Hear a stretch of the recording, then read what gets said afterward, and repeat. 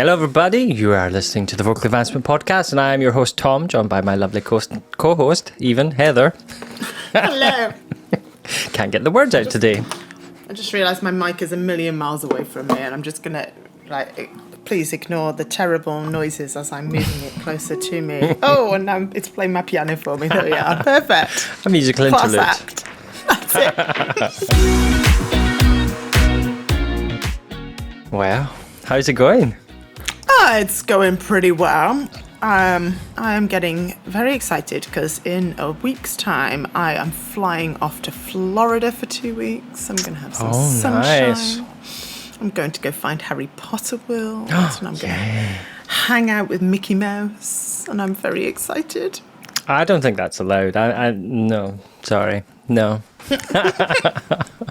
That's not fair. I keep telling people, it's a holiday for the kids, honestly. I'm like, it's totally not. It's entirely for me. Yeah, we don't believe you. It's me. I'm the one excited about meeting the princesses. I'm like, I might get to meet Ariel. Oh, my gosh.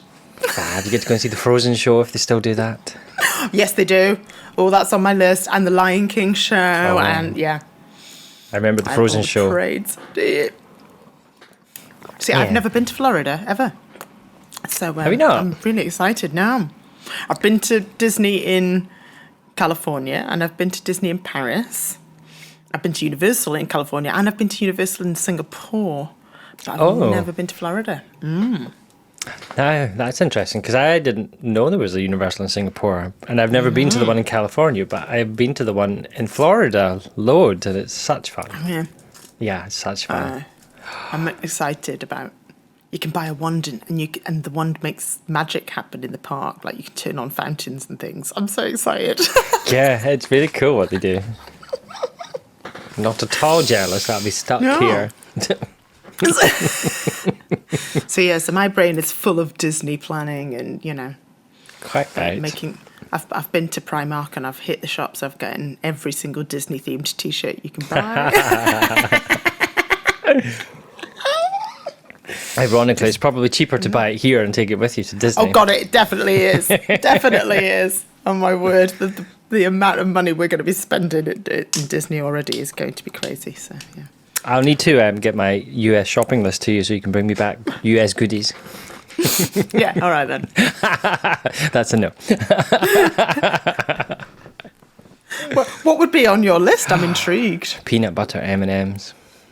I do like the peanut butter M&Ms myself. It's always on my list. Whenever anybody goes to the States, I'm like, bring us back some peanut butter M&Ms, please. Peanut butter M&Ms. Yeah, they are good. Yeah. And socks. And socks. So grown up. Yeah, I get my socks from the States. I get very excited about hitting Cinnabon, if I'm honest. Yes. Because I think there might be one in London now. I don't know. Oh, is there? But there might be. But I'm up in the north. We don't have those sorts of things up here. So I'm excited about Cinnabon, and I'm excited to get some good sushi. Skip that. I love a bit of good. They do some good sushi. They have some good sushi places out there, and amazing Mexican food. Like the Mexican food over here is really quite awful. But you can get some really great Mexican food in America. Yeah, I've had some good Mexicans meals after You've conferences. You've had some good Mexicans? I realised that pause. I've had some great Mexican food. I was going to say, it's not that sort of a podcast. Tom's disclosing all of his sexual endeavours. Yes, Mexican food after conferences. Yes. Yes. And the Mexicans might come along with it on the side. Got to keep life interesting. Absolutely. Speaking of interesting, can you believe this is the last episode of our podcast? I can't. Or at least believe a season, not the podcast, the season. Well, not forevermore. Yes, of this season, we will be back with another season. We're already planning it out. Oh yes, don't you worry, guys. Yeah, but I can't believe how quickly this has gone past. Like 10, episode 10. All the interviews we've done over the last weeks and months. Like it feels like it's just a blur. It's been a lot of fun, and it's been very educational and highly entertaining at times. Yeah, It has. I genuinely feel like we've talked to some amazing people this season that I really have enjoyed. But who's your favourite? Oh, don't do that to me. Yeah. It's like asking me to pick my favourite child. My favourite child is always whoever's being nicest to me at the time. I've enjoyed all of our guests. It's been just a really nice mix of conversations, lots of different, really fascinating topics. I'm just one of those people that I like to know everything. I want to know everything about everything. I'm a knowledge whore.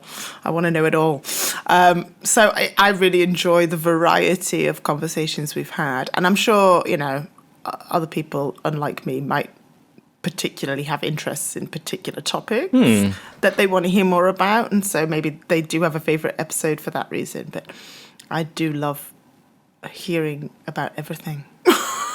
Yeah, I do. Do you have a favourite? Do you have a favourite topic that we've discussed? I think so. Well, let's not say favourite. Let's just say topics I really enjoyed. Where I really enjoyed the conversation with Lisa about the community and that the choir that she runs. I really enjoyed that topic, and I really enjoyed talking to Lynn as well, about all of that stuff. Yeah, it was just I do like a little bit of cognitive science. I do as well. It does float my boat. Mm-hmm. I don't think I realised how much I enjoyed it because I've been reading other stuff since we chatted to him and kind of watching some videos about it. And so, I find that a really fascinating subject that is kind of... I'm happy to say that I might not have been exposed to it if it hadn't been for this podcast, Interesting. Oh, well, that's good. Yeah, it is. Hopefully we're exposing other people to it as well. I mean, I've always been fascinated in how we learn and whether there are things we can do as teachers to help people learn stuff quicker or, more effectively. Yeah. So that whole topic is, that one is one that I do have a special interest in, I suppose. Yeah. Yeah, so I think those are up there and the topics I've enjoyed the most. But I have enjoyed all the subjects generally over the season. Yeah.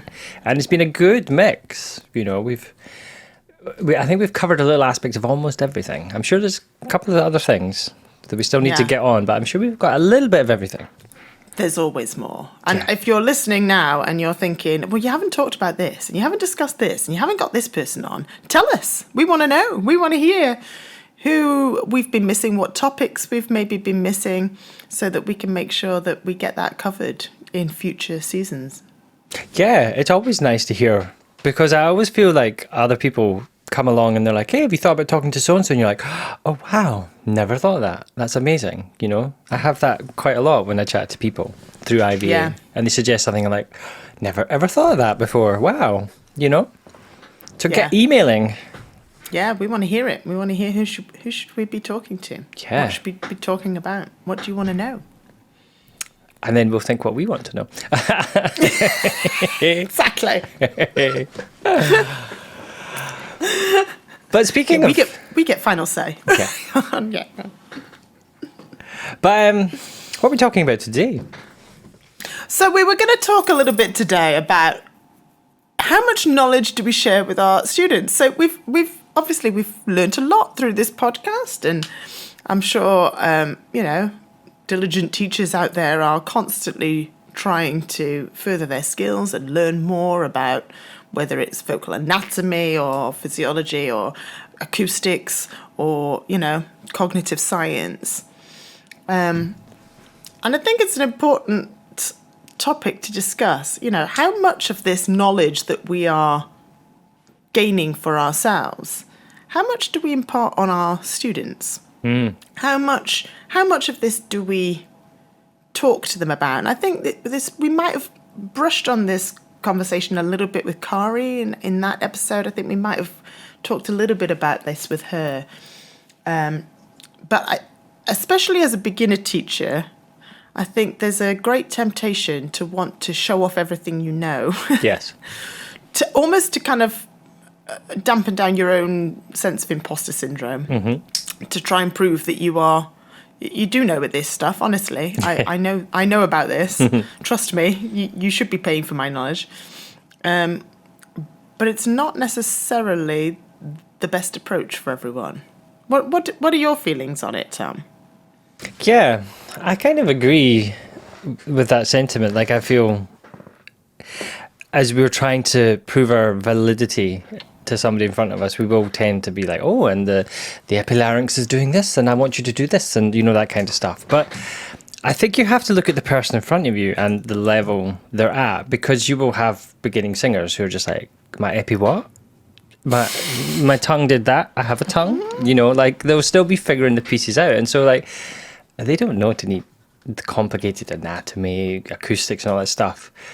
But like you will have, and I have had students, and I'm sure you've had as well, that like to know some of the details. They want to know what's going on. They want to get to know their voice a bit better. They're kind of in a more experienced place of understanding technique a bit better. And so they're starting to formulate questions where they're like, so what happened there when my tongue did that, or this did this, or that happened? Like, why did that cause that? And then you sit there and go, crap, I answer that. Without sounding sexist, 90% of those people are middle-aged men. Okay. Who don't sing professionally.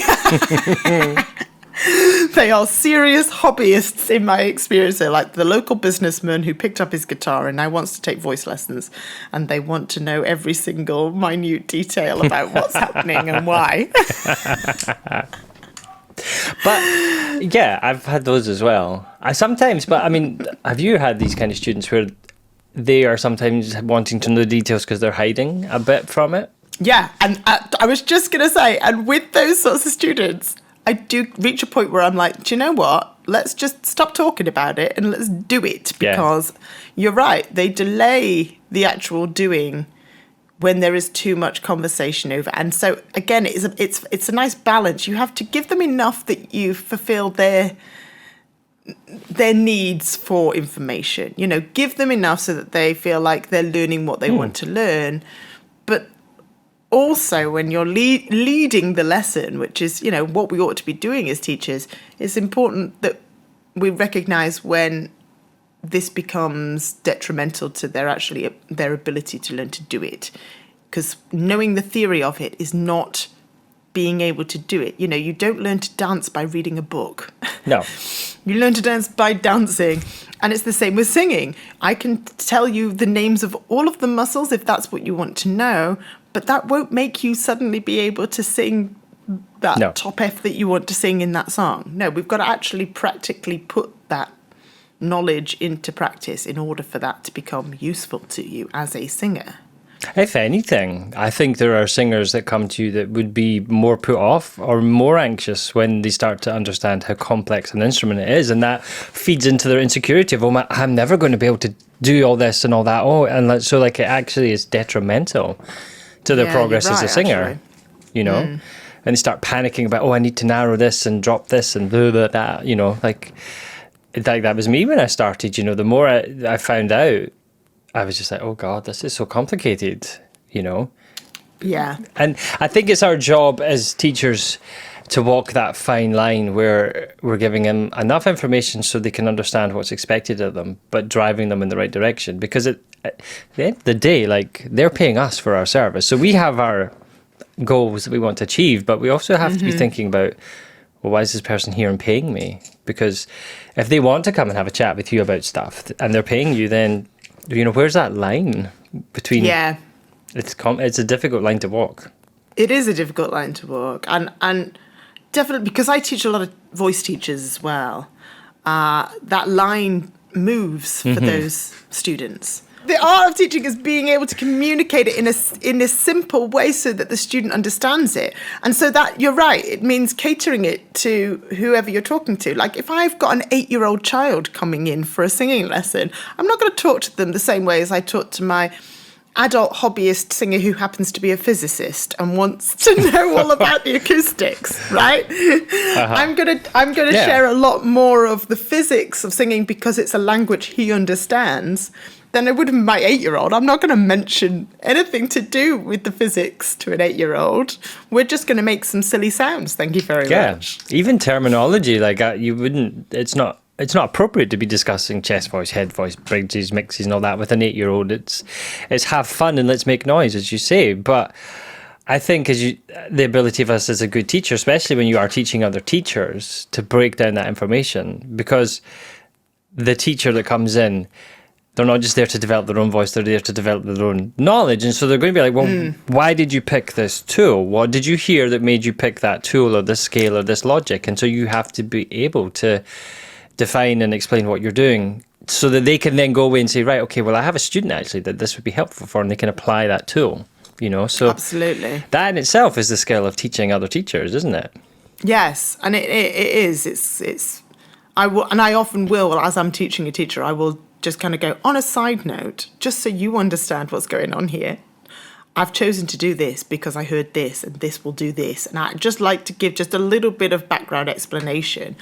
But I often preface this with, but I'm only telling you this because you're a teacher and it's useful for you to know this. Yeah. Like, don't go and sharing all of this with your students. They don't need to know this side of things. But as a teacher, it's useful for you to understand, the logic behind my choices in this lesson, why I'm doing certain things and what that's trying to achieve. And I've seen, because we have the conference, we have our conference where teachers come, and we do, our conferences focus on really practical, hands-on, teaching teachers and other people watching and helping. And you sometimes see when the singer comes in, we'll have guinea pig singers come in to be students. And the teaching conversation is fierce debate about this and this. And the singers kind of stand there going what are you talking about? What? And you're like, oh, don't worry, just ignore us. Don't worry, it's not for you. Yeah. But you can see their brains a bit what on earth is going on here? What is that? What are they talking about? But I have heard some of them comment, at the end of the lesson, oh, it was actually so interesting to hear about your process, about your tools, about this, and understand a little bit more. So it comes back again to the person in front of you and what they're capable of handling, Yeah, absolutely. And I think if you've got a lot of students that are interested and intrigued to understand a little bit more, that's when it becomes useful to maybe put on a group workshop where you just go into the details of, the functions of the voice or something, just so that you feed that want of theirs to understand a little bit more in depth. It does help them respect what you're doing a little bit more if they understand that you're not just picking any old sound out your hat and going, make this weird noise for me. Quack like a duck. Yeah, All right, this literally, I've had people before say, you've not got a camera hidden somewhere with you. Is this, am I going to be on the telly soon? But, so yeah, it's important that they understand, all right, a little bit of the logic behind, all right, this is what we're going to be doing, so that they trust the process. But again, like you say, how you explain that doesn't need to be overly technical. I can explain, there's for example, I just had somebody in before. She's a complete beginner singer. She wasn't sure if she was even going to be in tune. She wants to join a choir. She doesn't have enough confidence yet because she doesn't know whether she's good enough. She was, just FYI. She was absolutely fabulous. Oh. But she was singing with the chords apart the whole time. So there wasn't any chord closure in what she was doing. So it was a very breathy sound. Now, I don't need to go into too much detail on that with her. All I needed to do is, I like to use visual kind of gestural explanations of, your chords could be opening and closing and clapping like this as I open and close my hands, or they could just be vibrating enough and there's a gap between them. And that is usually enough explanation for them to go, oh, right. So I guess I'm going to make you make some strange noises that will force your chords to close more. Yeah. So just bear with me as we make some strange noises. And that's usually enough information for them to go, all right, let's do it. I don't need to use fancy words. I know we like sometimes to talk in fancy words. Oh, we're going to use, Kari mentioned adduction. Why are we saying adduction? We don't need to use fancy words. I'm not adamantly against it. I don't see that there's any harm in expanding someone's vocabulary, but I wouldn't use it instead of a simplistic term. I would use it in addition to a simplistic term. So I might say there's not enough vocal cord closure. So I would explain what that means. And I say, so we want to get them together. We want more adduction. Yeah. So then we're kind of planting a seed of, here's another word for you to add to your vocab. But at the appropriate time. But at the appropriate time, exactly. Because if you had said to her today, oh, your closed quotient, open quotients, blah, blah, blah, blah, blah, she would have been like, what the hell? What now? What does that mean? And then that opens a whole can of worms. Then you're just you lose the person. Absolutely. Because they need to feel confident that they can come to you and get what they need and understand how to replicate this at home when they're practicing.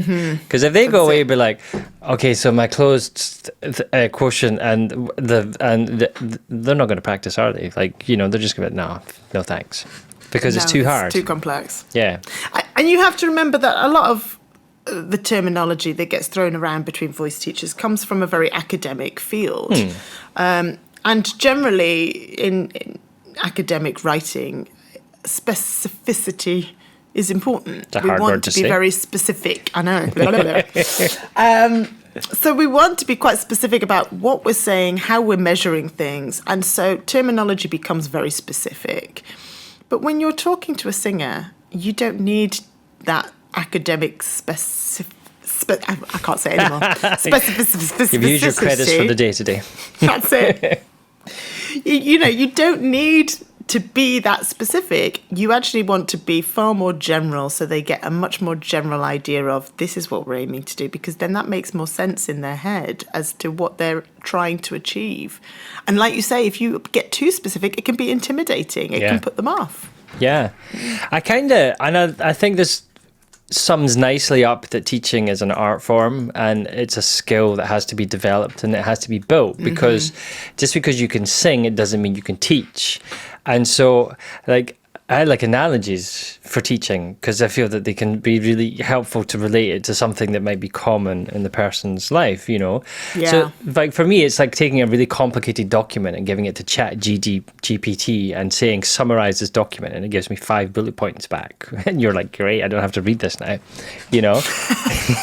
It's like that. We're like voice teachers are like Chat GPT. Like they're taking all this complicated stuff and summarizing it in a way that makes sense. Oh, I love that. It's a great analogy, isn't it? Yeah, trademark that.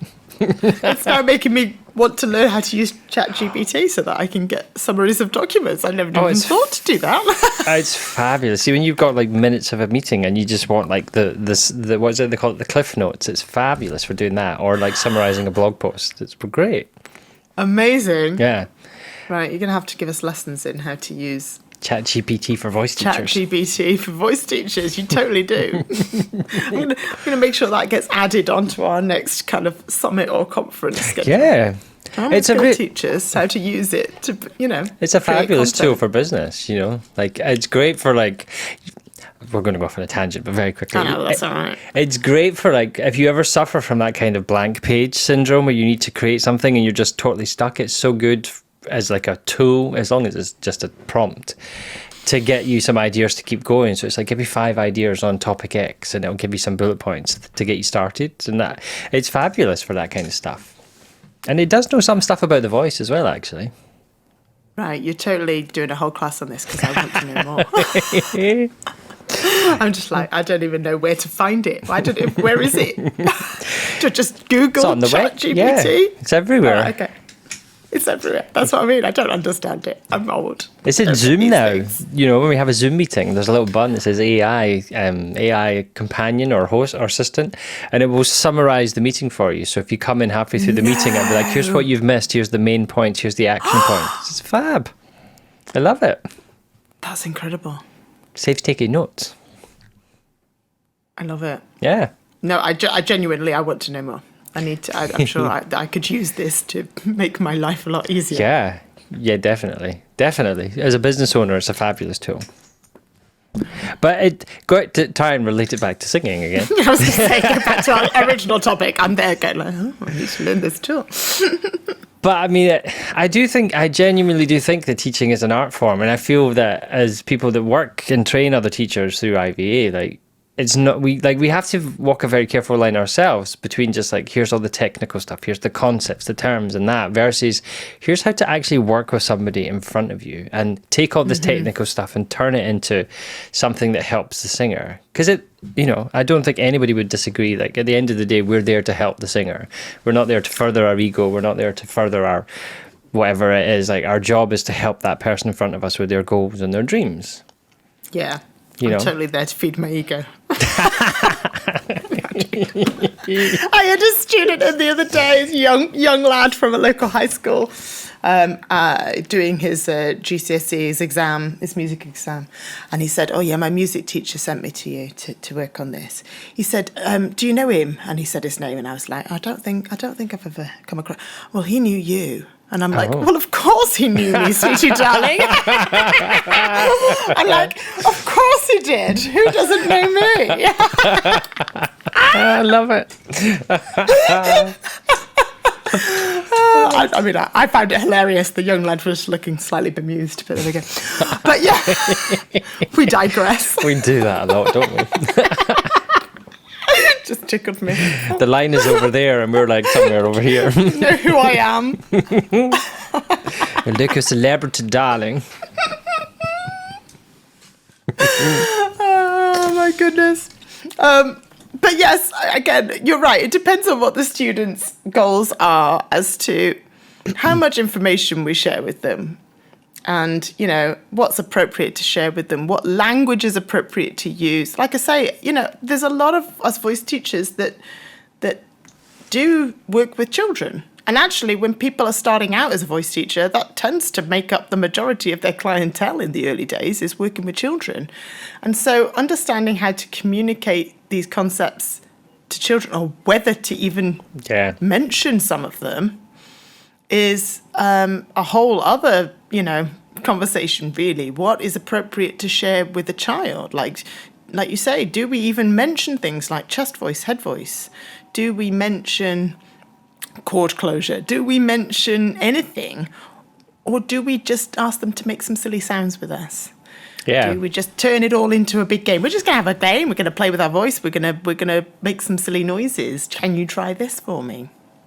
Yeah, I think that's a very valid point. It's almost like there become subgroups of the people that you need to consider how you communicate with that are in front of you. And to maybe flip the coin for a second, like, because this came to mind, is that there's another side, because of the internet, because of social media, TikToks and all that. There's a lot more information out there now from voice teachers that singers are seeing, and they're talking about all these complicated terms when they're doing vocal coach reacts or they're analysing voices. And I've had singers come in and ask me questions like, oh, I saw so-and-so, and he reacted to Justin Timberlake and he said this. What does that mean? And you're like, okay. And that's a very good point. Mm-hmm. It's like having the ability to understand what they're talking about without context, you know, is first of all difficult. But being able to turn around and say, you know what, I'm not actually sure. So what I'm going to do is, like, send me a link to the video. I'll watch it and we'll have a conversation next lesson. And not just try and, you know, bullshit your way through some made up answer when you don't know what you're talking about. Right. Yeah, that's important too, that you, don't fake it too much.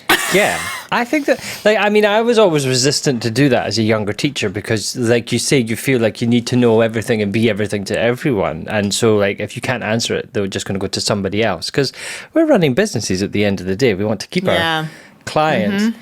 And it wasn't until I was more experienced and able to say, hey, you know, I'm not sure. I'm just going to do some research and we'll have a proper chat about this next time. Like, I think if people had done that for me in voice lessons, I would have appreciated more than the making up stuff and just being like, you leave and you're like, what was that? You're right, actually. You're right. And like, I've got teachers who work at my studio with me. And so there's one guy who takes lessons with both. He has the occasional lesson with me, but he studies more regularly with one of my younger teachers. I say younger teacher, she's the same age as me, really, but she's not been teaching as long as I am. Yeah. Starting out teacher. I don't know what the right terminology for that is. An early career teacher, maybe. And he often comes in, like, he's one of these people that will go away and consume all sorts of knowledge online. And he will come in and he'll have in his phone and his notes, he'll have a list of questions at the beginning of every lesson. He comes with a list of questions. Now, I love this. I completely love it. I love that he comes with these questions and I'm like, I feel like I'm being interviewed at the beginning of the lesson. Mastermind. But my other teacher gets quite intimidated by it. But she's very quickly realised that all she needs to say to him is, save that one for the next time you have a lesson with Heather. I don't know that one, so save that one for Heather. Save that one for Heather. And it hasn't stopped him booking lessons with her. Good He for still her. goes regularly for lessons with her, and he saves those more complex questions for me because he recognized, and he's quite happy about the fact that, I cost more money because I've been around the block a few more times and I know a bit more and I'm more able to answer those questions. And an earlier career teacher, that's why you're paying less for them. It's because they don't have that depth of knowledge yet, and that's okay. Yeah, that's absolutely. Okay. Absolutely. I think that's a great point. And, I've even been in that position myself where I've seen something and be like, oh, I've never heard that before, or I don't understand that. And I go to my teacher who's more experienced than me and ask questions too. And then that, I learn so that if somebody comes and asks me that same question, I can say, hey, I know this because my teacher told me this because I didn't know like you and was curious. So I think it's just all about this art form, isn't it? Like it just all feels like it comes back to that teaching is an art in itself. It is. And in terms of communicating ideas, another, I guess, subset of students that it's worth being really mindful about is the neurodiverse subset of students. Yeah.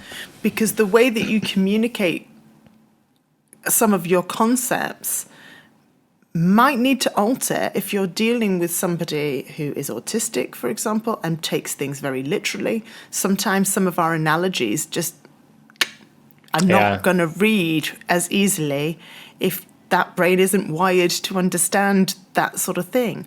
Sarcasm, not going to read so easily to somebody on the spectrum. So I don't know how other people do, but I have an intake form when people book a lesson. And one of the things that I ask in that is whether people have any educational needs or anything else that we can make allowances for to make it easier for them to access their lessons. And I do that deliberately so that I know before someone walks in the room, if they've put on there, okay, autistic, then I know I need to watch the way that I communicate concepts, that I am far more literal rather than using figurative language, so that, again, I'm giving them the right information and I'm answering the questions as black and white as I possibly can. That's a very good point, and that's actually an area I'm not experienced in at all. And I a couple of years ago did get a referral from somebody to teach an autistic singer that I turned down, and they were really disappointed. And I was just like, I just have to hold my hands up. I just don't know enough to be able to do you justice in a lesson. And so rather than wasting your time and money, I would rather refer you to somebody who can help you until I know a bit more. And they were disappointed, but I think they respected that at the end of the day, because I could have just said, yeah, hey, give me your money and let's just go with it. But not, as you say, not knowing what I'm doing, how to adjust, I could have done some damage, and created problems for that singer through my ignorance. Yeah. And so that's a whole other subset to explore. It's a great topic to add to our list. It is a great topic. I was going to say, we've got someone coming to our conference, haven't we? That's going to be talking a little bit about this topic. And we'll have to make sure we get her on the podcast next time to talk about it afterwards too, because it's a very prominent topic at the moment. People are becoming more and more aware of neurodiversity and symptoms of it, and people are getting diagnosed later on in life and suddenly working out, okay, this is why I struggle with certain things. So as teachers, if we're aware of that too, then we can help make someone's life a little bit easier. Let's do that. Well, absolutely. And I mean, that comes right back to my point again, that we're all in this to help people. We love singing. We're here we want to help other people love singing as much as we do. So anything we can do to facilitate that, we should.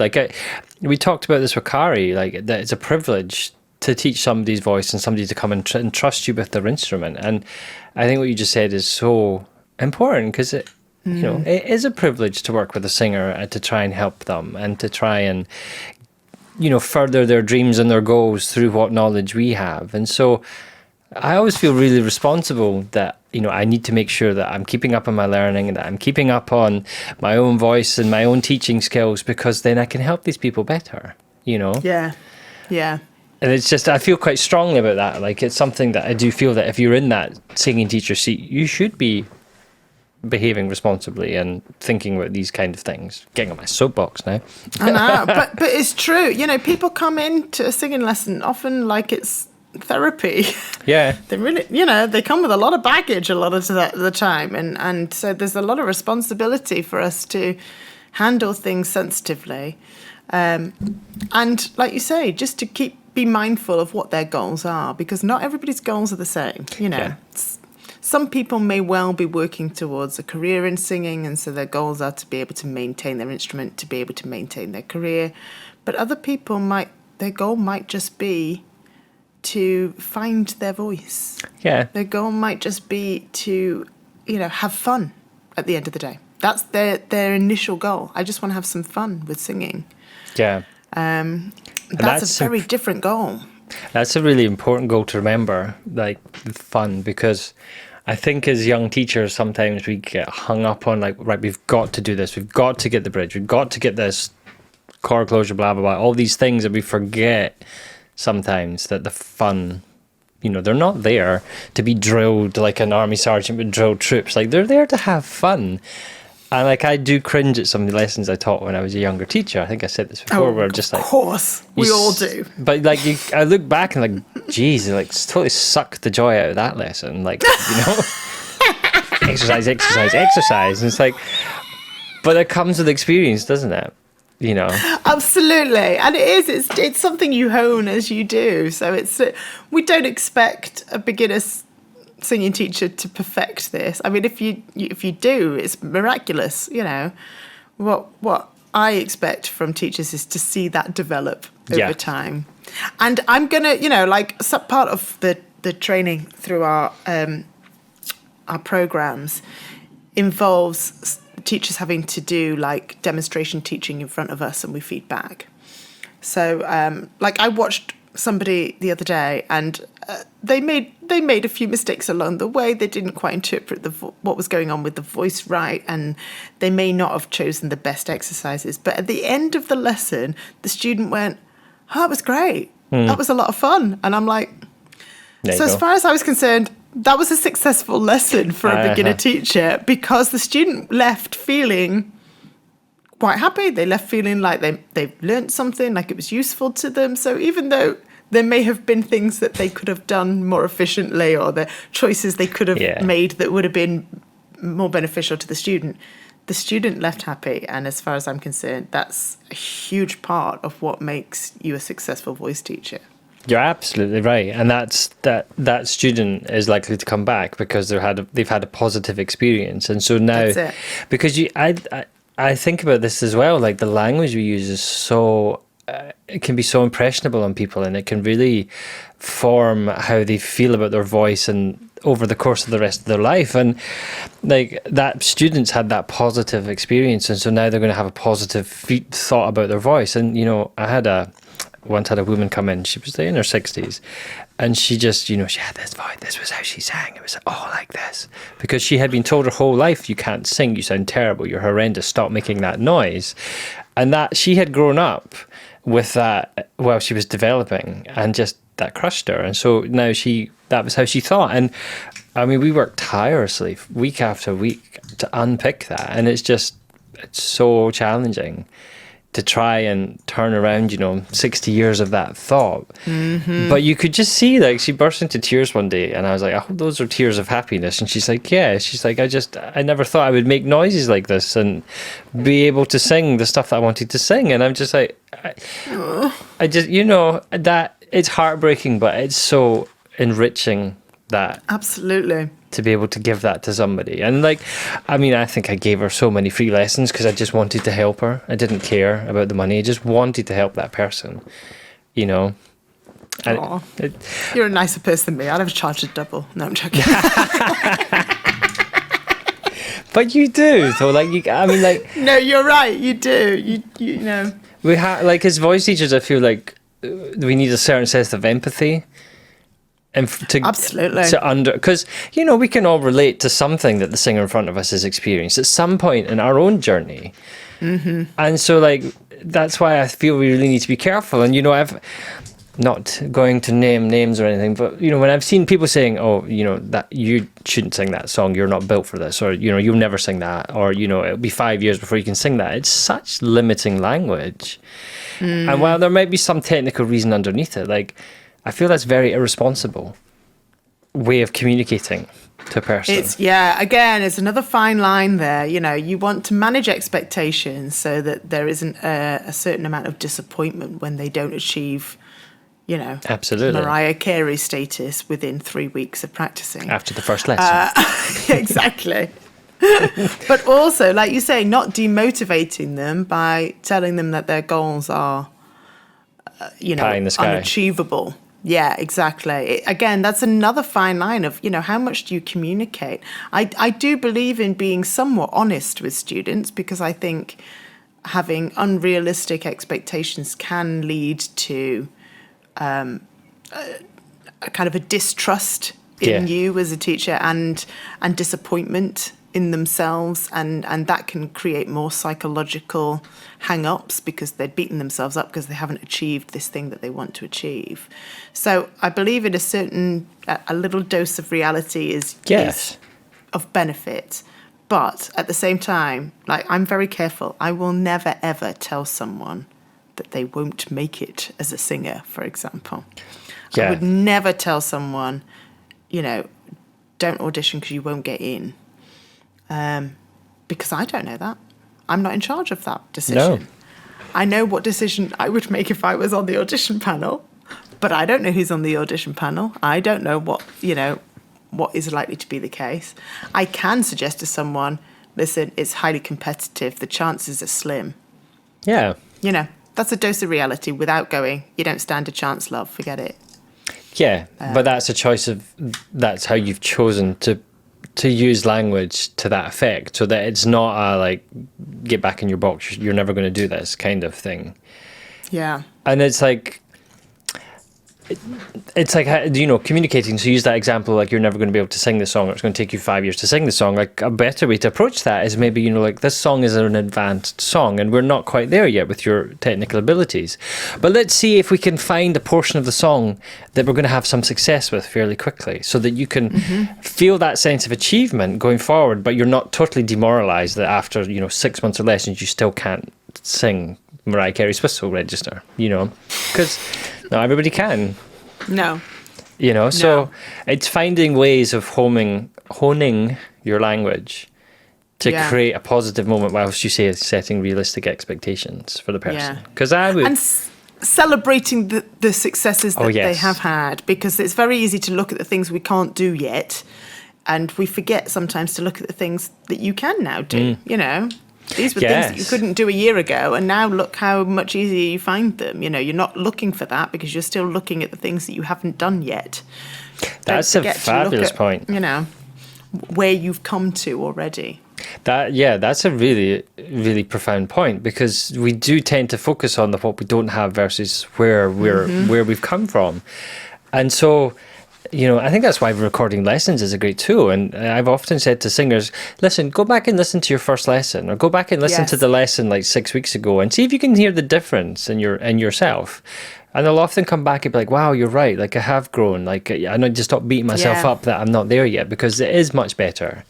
If I've sensed that people are getting demotivated because they're too concentrated on what they haven't achieved yet, I do encourage them to bring in maybe the song they brought to their very first lesson, or that's in a good idea. The early days. Bring that in. Let's look at that, and then they sing through it, and you go, I don't really have much to add to that. Yeah. Can you see how far you've come? Do you know that as a singer, whenever you get told that in your lesson, that was always the most amazing thing in the world. Nothing to add to that. What else have you got? You walk out on cloud 9 because you're like, yes. But that's the thing, you see, we encourage our students, for good reason, to bring the challenging material to us so we can help them figure out those challenges, right? Yeah. But because of that, they start to get this illusion that they can't sing anything yet. So occasionally I will deliberately ask them to bring me a performance-ready song. Let's work on something entirely different. Let's not work on technique for a moment. Yeah. Let's look at the song from another angle. Bring me something that you find really easy to sing, so that we can focus on the fact that actually you are technically able to do a lot. It's just that when we're working on developing your technique, we tend to look at the more challenging stuff because it gives us opportunities to learn. Yeah, that's a great point as well. Like, that's a really good tool to have in your toolbox. And I think that's where there's the benefit in having and working with more experienced voice teachers as opposed to being on your own. Like, that's a great tool that somebody that's just starting out in their career might not know how to utilize that for a positive effect. And so, yeah, I just love these things. Like, I always feel like I learned so much through all this stuff, and like, I have my opinions and thoughts, but I love hearing other opinions and thoughts and experiences. Oh, definitely. It just enriches me as a teacher, which I can then go and spread that to my students, and then they can go and take that out into the world. Yeah. Yeah. We're always learning. We're always honing our art. Yeah, absolutely. And I think I still stand by strongly that it's a privilege to teach and work with somebody's voice when they trust their instrument to you. And it's a lot of fun. It is. I love that. I love it. Love singing, love helping others with singing, and getting to where they want to go, and remembering where we've come from, and what it's like to be on that journey step by step each week. You get a little bit better, you get a little bit closer, and you're like, yay, celebrate. Go out to karaoke and slay all your friends. That's it. It's fun. It is. Yeah, you're right. We're very privileged. It's not like having a proper job. No, this isn't work. Well, the paperwork and the accounts and the admin and the taxes, that's the crappy bit about it. I weirdly like that too, but that's just me. You're strange. I'll send you mine. You can do mine. All right then. I hate doing that bit. I'm very much a 12th hour. Oh, it's tax deadline at midnight. Shit.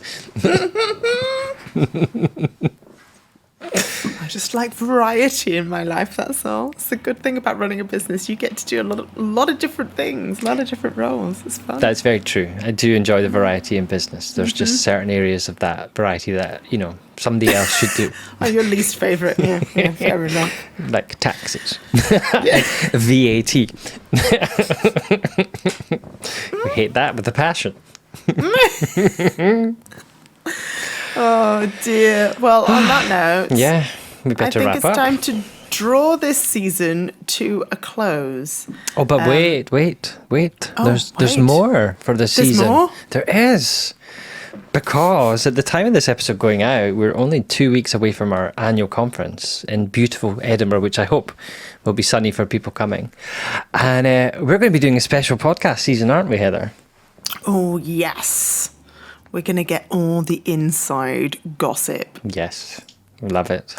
We're going to be with you every day of the conference, giving you all the dirt, speaking to everybody that's there, and, being our nosy selves, asking lots of questions about things we want to know. So if you want to be in there, make sure that you are still fully subscribed to the podcast so that you get notifications of when those episodes drop. And we're going to hang out with you through our conference and just, fill you in on our day and just share a little bit of fun and frivolity. Nothing too heavy, just a little roundup of what's going on every day. Yeah, because we have some really interesting sessions, like you mentioned, coming up at the conference, and we have some great people coming in to speak. So we want to share that and show you what it's like to be, at one of our conferences. Yeah. And, there'll be lots of wine as well. Lots of wine, lots of chats, lots of singing. It's going to be fab. I can't wait. So we will be back in a couple of weeks with our conference rundowns. And then our next season will be later in the year. So we will have all sorts of guests lined up for that. So yeah, this is not a goodbye. This is until next time. Until the 17th of June. And it's going to be exciting. And you'll follow us along on social media because we'll be posting lots of snippets. If you want to see what it's like when a lot of voice teachers get together and warm up together, like, look out for that on social media. I love doing that. That's fun. Mm-hmm. I love it. Yeah. Can't wait. Yay! Yay! So we will see you soon, guys. Yeah. Thanks for joining us on this journey this season. It's been we hope nice you've enjoyed having you it with us. Yeah. So we'll see you at conference and take care until then.